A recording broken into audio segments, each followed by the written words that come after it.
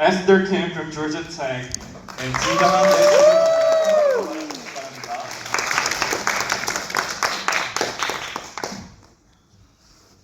안녕하세요 여러분. 저는 조지아텍에서 비즈니스를 전공하고 있는 4학년 김혜림입니다.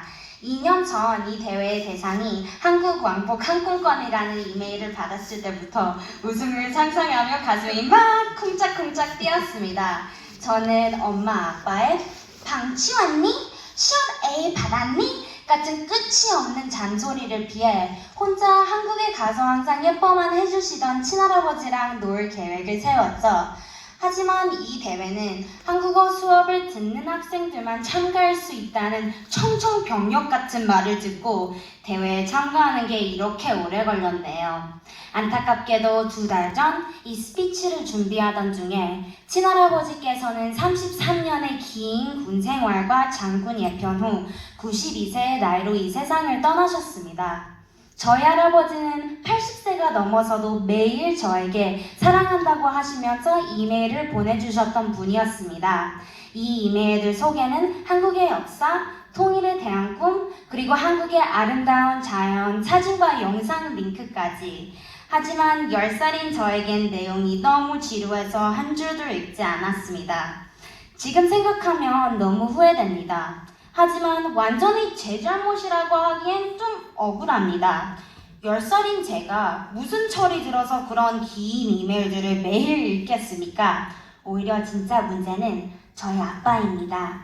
할아버지께서 분명히 아빠에게 혜림이 이메일 읽게 해 라고 하셨는데 아빠는 그냥 자기가 잔소리 듣기 싫어서 저에게 그냥 읽음으로만 표시하면 돼 라고 하셨습니다.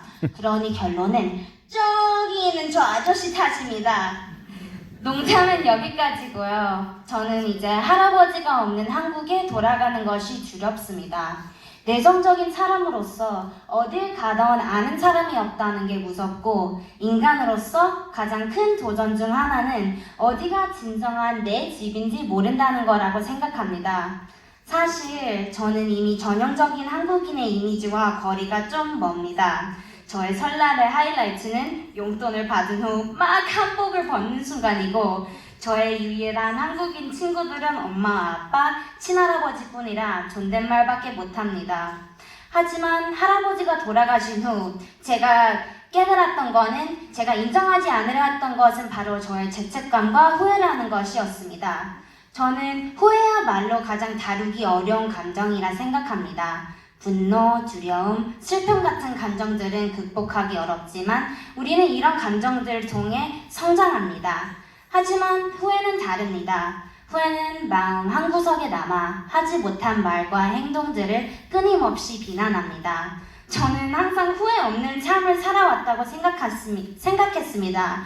하지만 저를 아낌없이 사랑해주신 분을 잃고 나서야 제 착각을 알게 됐습니다. 어린 저는 눈앞에 막 반짝이는 것만 쫓다 이미 가진 보물들을 놓쳤고 제 곁에 있는 소중한 사람들의 가치를 제대로 알지 못했습니다. 이제 남은 것은 제가 읽지 않은 할아버지의 이메일들과 우리와의 마지막 대화에서 나누었던 전국을 다니면서 제일 맛있는 것들만 먹자고 한 빈 약속들 뿐입니다. 이제 이렇게 간절히 원했던 걸 할아버지 없이 그리고 죄책감 없이 어떻게 할 수 있을지 모르겠습니다. 하지만 아마도 할아버지는 이제 조금 더 멀리서 저를 지켜보시면서 아마도 제 땅콩만한 키를 놀리면서 야 울보야 너는 쓸데없는 걱정이나 하지 말고 한국에 가서 맛있는 거나 많이 먹어라. 너는 많이 먹지 않아서 아직도 키가 이렇게 작은 거야 라고 하시겠죠. 그래서 저는 깨달았습니다. 저에게 진정한 집이란 단순한 장소가 아니라 함께 시간을 보낸 소중한 사람들, 마음속에 남은 추억들, 그리고 일상이 만들어내는 따스한 보금자리랍니다.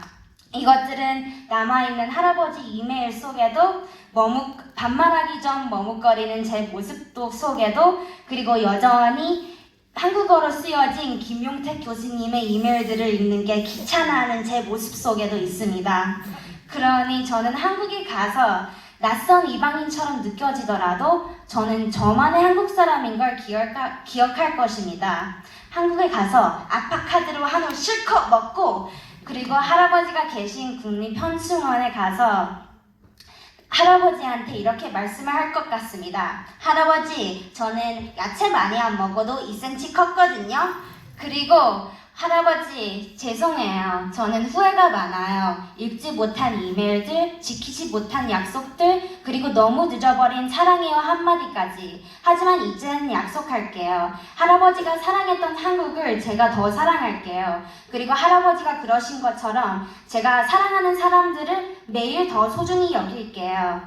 그래서 언젠간 다시 만날 땐 그땐 꼭 자랑스러운 손녀가 되어 있을게요. 감사합니다.